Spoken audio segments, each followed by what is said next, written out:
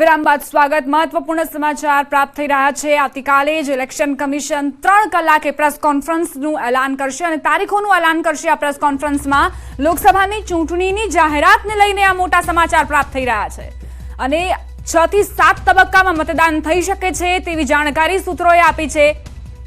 April અને મેમાં મતદાનની તારીખ હોઈ શકે છે તેવી જાણકારી પણ અમને વિશ્વસનીય સૂત્રોએ આપી છે। મતગણતરી મેના છેલ્લા અઠવાડિયામાં થઈ શકે છે, એટલે મેના અંત સુધીમાં આખું ચિત્ર સ્પષ્ટ થઈ જશે અથવા જૂનના પહેલા અઠવાડિયામાં મતગણતરી થઈ શકે છે। આવતીકાલે બપોરે 3 કલાકે પ્રેસ કોન્ફરન્સમાં તમને જે પ્રશ્નો છે તે તમામનો જવાબ મળી જશે। આખરે કેટલા તબક્કામાં આ ચૂંટણીની તારીખોનું એલાન કરવામાં આવશે તે જાણકારી પણ મળશે। 2019ની વાત કરીએ તો 7 તબક્કામાં લોકસભા ચૂંટણીની તારીખોનું એલાન કરવામાં આવ્યું હતું।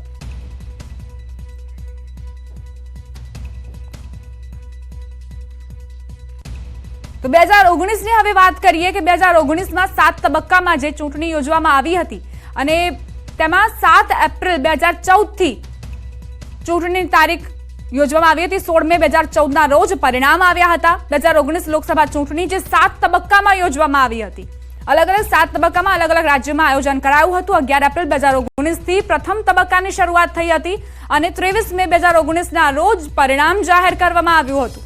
23 મેના રોજ આખું ચિત્ર સ્પષ્ટ થઈ ગયું હતું। 2019માં 2009 લોકસભાની ચૂંટણી 2 માર્ચે જાહેર થઈ હતી। 2 માર્ચના રોજ 16 એપ્રિલથી 13 મે 2009 સુધી ચૂંટણી યોજવામાં આવી હતી। 16 મે 2009ના રોજ પરિણામની જાહેરાત થઈ હતી। તો 2009માં શું હતું તે તમને માહિતગાર કરાવી રહ્યા છીએ। 2009 લોકસભાની ચૂંટણી 2 માર્ચે જાહેર થઈ હતી। 16 એપ્રિલથી લઈને 13 મે સુધીનો સમયગાળો હતો લોકસભા ચૂંટણીનો। 16 મે 2009ના રોજ પરિણામની જાહેરાત કરવામાં આવી હતી। લોકસભા ચૂંટણીની જાહેરાત પહેલા તમને એ જાણકારી આપી રહ્યા છીએ, મોટો જે ગણિત છે તે તમને જણાવી રહ્યા છીએ કે આખરે 2009માં શું હતું, 2014માં શું હતું, 2019માં શું હતું।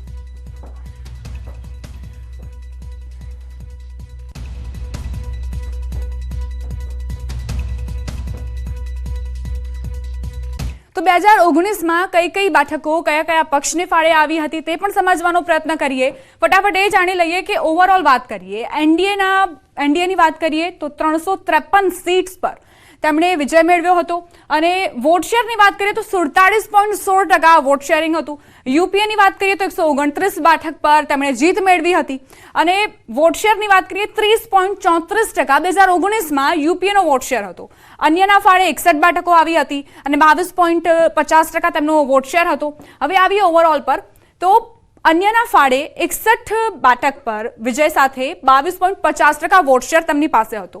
વાયએસઆર ને 22 અને 2.49 તેમનો વોટ શેર હતો। બીજેડીની 12 1.33% વોટ શેર। બીએસપીની વાત કરીએ તો 10 બેઠક પર જીત 3.59% તેમને વોટ મળ્યા હતા। બીઆરએસને 9 અને 1.27% તેમનો વોટ શેર હતો। એઆઈએમઆઈએમની વાત કરીએ તો 2 બેઠક પર જીત હતી અને 0.20% તેમનું વોટ શેરિંગ રહ્યું।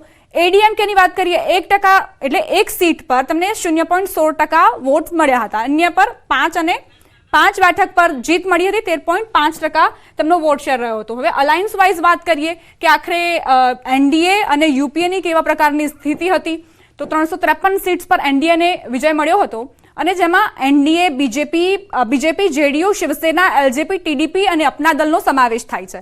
હવે સીટ્સની વાત કરીએ તો બીજેપીને સૌથી વધુ 303 સીટ્સ પર વિજય મળ્યો હતો અને વોટ શેરની વાત કરીએ 37.41% વોટ શેર અને 16 બેઠક પર જેડીયુની વાત કરીએ તો જેડીયુને 16 બેઠક પર જીત મળી હતી, 1.48% તેમનો વોટ શેર હતો। શિવસેનાની વાત કરીએ 13 બેઠક પર તેમણે જીત મેળવી હતી અને 1.67% તેમને વોટ્સ મળ્યા હતા। એલજેપીને 6 બેઠક પર જીત મળી હતી અને 0.53% તેમને વોટ્સ મળ્યા હતા। તો આ આખું ગણિત છે 2019નું। હવે 2024ની જ્યારે ચૂંટણી યોજાવા જઈ રહી છે ત્યારે અલગ પ્રકારનું ગણિત જોવા મળશે। આગળ પણ તમને માહિતી આપતા રહીશું અને લોકસભા ચૂંટણીની જાહેરાત જ્યારે થશે તેને લઈને પણ તમને જાણકારી આપતા રહીશું। હવે નજર કરીશું ટોપ 3 ન્યૂઝ પર।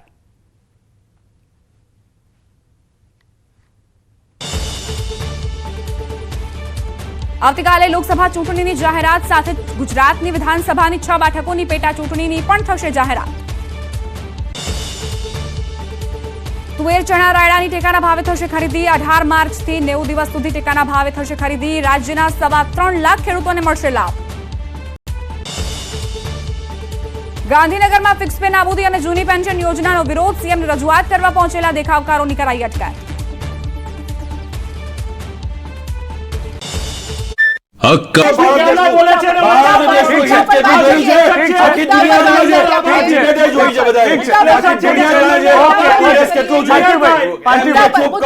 હું ચૂપ નહીં જાઉં. એક મિનિટ, મુદ્દા પર ઉત્તરાખંડમાં ક્યાં છો તમે? એલિગેશન મુકતા પહેલા વિચારો પોતાના વિષય ઉપર કેટલા ડાઘ છે. નિલેશભાઈ, ઓકે. ઉત્તરાખંડમાં ક્યાં છો તમે? બસ એ જણાવી દો. ઉત્તરાખંડનો મુખ્ય મુદ્દો, ઉત્તરાખંડના યુવાનોનો મુખ્ય મુદ્દો પહેલા પણ મેં ચર્ચા કરી છે.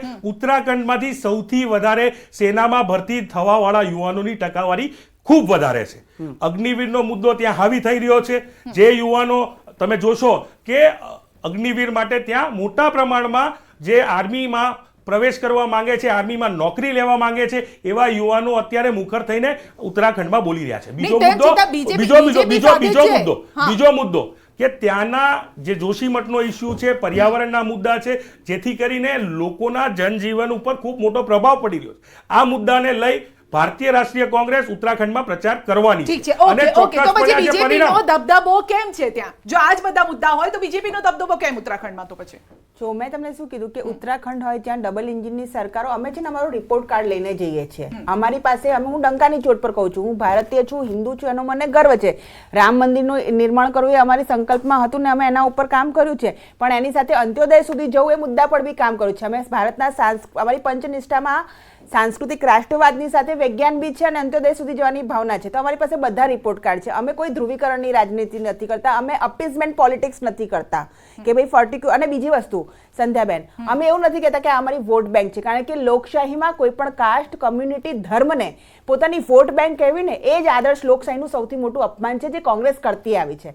વંચિતો શોષિતોની રાજનીતિ, અપીઝમેન્ટની રાજનીતિ, એમના માટે ક્યારેય જનધન ખોલાવા નહીં, મુસ્લિમોને એ એજ્યુકેશન આપવું જ નહીં કે એ પોતાની વિચારોથી આગળ આવીને મેઇન સ્ટ્રીમમાં આવે. અમારા નેતાઓ, તમે નીતિન ગડકરીજીનું સાંભળો, તમે સાંભળો કે આદરણીય પ્રધાનમંત્રીજીએ કીધું છે કે એક હાથમાં કુરાન હોવી જોઈએ ને એક હાથમાં કોમ્પ્યુટર હોવું જોઈએ.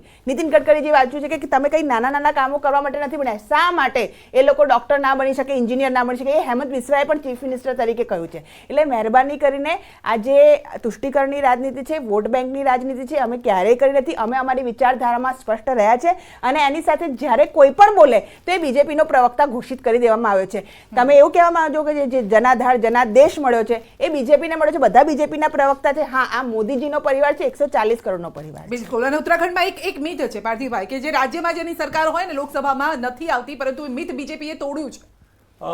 હમણાં જે બીજેપીના પ્રવક્તા શ્રદ્ધાબેને વાત કરી, વંચિતો અને શોષિતોની વાત કરવી એમાં ગુનો શું છે? આ દેશમાં રાહુલ ગાંધી જનનાયક તરીકે વાત કરતા હોય કે આ દેશના 73% લોકો એવા છે કે જેમને હજી એમનું જે કહી શકાય અધિકારો હજી નથી મળી રહ્યા, એમને સુધી પહોંચાડવાની વાત છે, એમને સુધી સુવિધા પહોંચાડવાની વાત. આ ડાયરેક્ટ બેનિફિટની જે ડીબીટીની વાત કરે છે શ્રદ્ધાબેન, એનો ગૌરવ લે છે, પણ એ ભૂલવું ના જોઈએ કે યુપીએની સરકાર જે હતી, UPA 2, એને ડાયરેક્ટ બેનિફિટ પ્રોગ્રામ શરૂ કર્યા. એ શરૂઆત કરનાર મનમોહનસિંહજીની સરકાર હતી. બીજી વાત કરીએ કે હમણાં તમે જે મુદ્દાની વાત કરી કે 73%, એટલે 2011માં આપણો ઇકોનોમિક સોશિયલ સર્વે થયો હતો, 21માં થઈ જવો જોઈતો. ઇકોનોમિક અને સોશિયલ સર્વે થાય તો ખબર પડશે કે આ દેશના કેટલા ટકા લોકોને એમની આર્થિક પરિસ્થિતિ શું છે, એમની સામાજિક પરિસ્થિતિ શું છે અને એમની શૈક્ષણિક પરિસ્થિતિ શું છે. શું કામ આ સર્વેસ નથી થતા અને સર્વેસ શું કામ આટલા 10 વર્ષ ઉપરાંત આ બીજા 3 વર્ષ જતા રહ્યા? કદાચ 19માં અને 20માં આપણે એવું કહી શકાય કે કોરોનાનો કાળ હતો, પણ 21 પછી તો થઈ શકતું હતું, પણ નથી કરવામાં આવ્યું. એટલે જનગણનાની વાત હોય, જાતિગત જનગણનાની વાત હોય, અધિકારોની વાત હોય ને શોષિત પીડિત લોકો માટે કામ કરવાની વાત હોય, તેમાં વાંધો શું હોય? અને કે અપીઝમેન્ટ પોલિટિક્સ કહેવાય. વિરામ બાદ આપનું સ્વાગત છે. સૌથી વધારે મહત્વની વાત ઉત્તરાખંડને લઈને હવે કરી લઈએ કે જે વાત કરવામાં આવી હતી 5 બેઠકો કે જ્યાં આગળ શું છે મિજાજ લોકોનો ઉત્તરાખંડમાં. સૌથી વધારે મહત્વની વાત તે માટે પણ ઉત્તરાખંડને લઈને, કારણ કે એક તરફ દિલ્હી સ્પષ્ટ કરી ચૂક્યું છે 7માંથી 7 બેઠક. ઉત્તરાખંડ શું કહી રહ્યું છે? 5 બેઠક પર એનડીએને મળવાનું અનુમાન છે. અહીંયા પણ સુપડા સાફ જોવા મળી રહ્યા છે. ઇન્ડી ગઠબંધનના, ઇન્ડિયાના અહીંયા પણ એ જ પરિસ્થિતિની સામનો કરવો પડી શકે છે ઉત્તરાખંડની અંદર. પાર્થિવભાઈ, ફરી એક વખત એ જ સવાલ, કારણ કે દિલ્હી પણ નજીકમાં, દિલ્હીમાં પણ એવું કીધું હતું કે 7માંથી 7 બેઠક જે છે તે એનડીએને, અહીંયા પણ 5માંથી 5 બેઠક. ભલે તમે 2019 કરતા સારા પરિણામ તરફ હું સિદ્ધાર્થભાઈ હું કંઈક કહીશ તો પાછા રાજકીય વિશ્લેષકને ખોટું લાગશે કે ખોટું બોલે છે ને તમે એક જ તે સાચા ભાઈ, બાકી તો બધા જ જૂઠા, ઇન્ક્લુડિંગ ન્યૂઝ ચેનલ નો રિપોર્ટ ખોટો, ન્યૂઝ ચેનલ નો સર્વે ખોટો. ઠીક છે. It is hate, it is I mean ભાઈ, ઇટ ઇઝ હાઈટ. મને તો ના ના, તમે જે એલિગેશન આપો છો ને, મુખડા દેખો દર્પણ में, મુખડા દેખો દર્પણ में, પોતે કેટલા દૂધના ધોયેલા છે, પોતે કેટલા દૂધના ધોયેલા છે એ જોવો. તમે કેટલું જૂઠું બોલો છો, કેટલું જોરથી બોલો છો, કેટલું ભારત દેશ વિરોધી બોલો છો, કેટલું ભારતીય વિરોધી બોલો છો. પેલા મોઢું તો જોવો તમારું કાચમાં. ઉત્તરાખંડ ક્યારે વિરોધી બોલે તમે? તમે અત્યારે જ બોલો છો.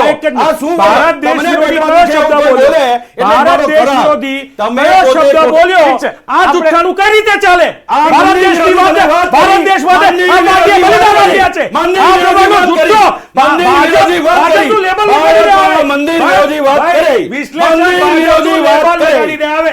અરે મંદિર વિરોધી વાત કરી એ છોડી. તમારી માટે ધર્મ એક જ છે. તમારી તમારો એક જ ધર્મ છે. તમે એક જ ધર્મની ઠીક છે. પૂજા પકડી ઠીક છે. છે. એક જ ધર્મ બેઠો છો. એક જ ધર્મને અનુસરેલો કોંગ્રેસ પક્ષ, જેનો કોઈ ગ્રેસ નથી. કોણ ગ્રેસ? કોણ ગ્રેસ? વિરામ બાદ આપનું સ્વાગત છે. સૌથી વધારે મહત્વની વાત ઉત્તરાખંડને લઈને હવે કરી લઈએ કે જે વાત કરવામાં આવી હતી 5 બેઠકો કે જ્યાં આગળ શું છે મિજાજ લોકોનો ઉત્તરાખંડમાં. સૌથી વધારે મહત્વની વાત તે માટે પણ ઉત્તરાખંડને લઈને, કારણ કે એક તરફ દિલ્હી સ્પષ્ટ કરી ચૂક્યું છે 7માંથી 7 બેઠક. ઉત્તરાખંડ શું કહી રહ્યું છે? 5 બેઠક પર એનડીએ ને મળવાનું અનુમાન છે. અહીંયા પણ સુપડા સાફ જોવા મળી રહ્યા છે. ઇન્ડી ગઠબંધનના, ઇન્ડિયાના અહીંયા પણ એ જ પરિસ્થિતિની સામનો કરવો પડી શકે છે ઉત્તરાખંડની અંદર. પાર્થિવભાઈ, ફરી એક વખત એ જ સવાલ, કારણ કે દિલ્હી પણ નજીકમાં, દિલ્હીમાં પણ એવું કીધું હતું કે 7માંથી 7 બેઠક જે છે તે એનડીએ ને, અહીંયા પણ 5માંથી 5 બેઠક. ભલે તમે 2019 કરતા સારા પરિણામ તરફ હું સિદ્ધાર્થભાઈ હું કંઈક કહીશ તો પાછા રાજકીય વિશ્લેષકને ખોટું લાગશે કે ખોટું બોલે છે ને તમે એક જ તે સાચા ભાઈ, બાકી તો બધા જ જૂઠા, ઇન્ક્લુડિંગ ન્યૂઝ ચેનલ નો રિપોર્ટ ખોટો, ન્યૂઝ ચેનલ નો સર્વે ખોટો. ઠીક છે. It is hate, it is I mean ભાઈ, ઇટ ઇઝ હાઈટ. મને તો ના ના, તમે જે એલિગેશન આપો છો ને, મુખડા દેખો દર્પણ में, મુખડા દેખો દર્પણ में, પોતે કેટલા દૂધના ધોયેલા છે, પોતે કેટલા દૂધના ધોયેલા છે એ જોવો. તમે કેટલું જૂઠું બોલો છો, કેટલું જોરથી બોલો છો, કેટલું ભારત દેશ વિરોધી બોલો છો, કેટલું ભારતીય વિરોધી બોલો છો. પેલા મોઢું તો જોવો તમારું કાચમાં. ઉત્તરાખંડને લઈને, ઉત્તરાખંડ ક્યારે વિરોધી બોલે તમે? તમે અત્યારે જ બોલો છો. આ શું ભારત દેશ તમને વિરોધી કોઈ કયો શબ્દ બોલે બોલ્યો? એટલે ભારત મારો દેશ ખરાબ. વિરોધી તમે કયો પોતે શબ્દ ખોટું. બોલ્યો? ઠીક છે. આ જુઠ્ઠાણું કઈ રીતે ચાલે? આ ભારત મંદિર દેશની વાત, વિરોધી વાત ભારત કરી. દેશ માટે મંદિર આ ભારતીય વિરોધી બલિદાન વાત આપ્યા છે. મંદિર આ વિરોધી પ્રમાણનો વાત જુઠ્ઠો મંદિર વિરોધી વાત ભાજપનું કરી. લેબલ લગાડીને આવે. મંદિર વિરોધી વાત ભાઈ, કરી. વિશ્લેષક મંદિર વિરોધી ભાજપનું વાત લેબલ કરી. લગાડીને આવે. અરે મંદિર વિરોધી વાત કરી એ છોડી. તમારી માટે ધર્મ એક જ છે. તમારી તમારો એક જ ધર્મ છે. દેશ તમે એક જ ધર્મની પૂજા પકડી છે. એક જ ધર્મ બેઠો છો. એક જ ધર્મને અનુસરેલો કોંગ્રેસ પક્ષ, જેનો કોઈ ગ્રેસ નથી. કોણ ગ્રેસ? કોણ ગ્રેસ? કોણ ગ્રેસ? ભારત દેશનો વિરોધી કોણ ગ્રેસ? તિરંગો ધર્મ છે. તિરંગો ધર્મ છે. બોલતા પહેલા વિચારજો. હવે તિરંગા વિરુદ્ધ બોલશો નહીં. તમને આખી દુનિયા જાણે છે. તમે કેટલું જોવો છો ભારત દેશનું. ભારત દેશનું હિત કેટલું જોયું છે. આખી દુનિયા જાણે છે. આખી જગતે જોઈ છે બધાએ. આખી દુનિયા જાણે છે. ભારત દેશ કેટલું છે. એમને ચૂપ કરો. હું ચૂપ નહીં જાઉં. એક મિનિટ, મુદ્દા પર ઉત્તરાખંડમાં ક્યાં છો તમે? એલિગેશન મુકતા પહેલા વિચારો પોતાના શરીર ઉપર કેટલા ડાઘ છે. નિલેશભાઈ, ઓકે ઓકે ઓકે. છે. ઉત્તરાખંડમાં ક્યાં છો તમે? બસ એ જણાવી દો. ઉત્તરાખંડનો હા. મુખ્ય મુદ્દો, ઉત્તરાખંડના યુવાનોનો મુખ્ય મુદ્દો પહેલા પણ મેં ચર્ચા કરી છે. ઉત્તરાખંડમાંથી સૌથી વધારે સેનામાં ભરતી થવાવાળા યુવાનોની ટકાવારી ખૂબ વધારે છે. અગ્નિવીરનો મુદ્દો ત્યાં હાવી થઈ રહ્યો છે. જે યુવાનો તમે જોશો કે અગ્નિવીર માટે ત્યાં મોટા પ્રમાણમાં જે આર્મીમાં પ્રવેશ કરવા માંગે છે, આર્મીમાં નોકરી લેવા માંગે છે, એવા યુવાનો અત્યારે મુખર થઈને ઉત્તરાખંડમાં બોલી રહ્યા છે. બીજો તેમ મુદ્દો, છતાં બીજો મુદ્દો કે ત્યાંના જે જોશીમઠનો ઇસ્યુ છે, પર્યાવરણના મુદ્દા છે, જેથી કરીને લોકોના જનજીવન ઉપર ખૂબ મોટો પ્રભાવ પડી રહ્યો છે. આ મુદ્દાને લઈ ભારતીય રાષ્ટ્રીય કોંગ્રેસ ઉત્તરાખંડમાં પ્રચાર કરવાની ઠીક છે, ઓકે ઓકે. તો પછી બીજેપીનો દબદબો કેમ છે?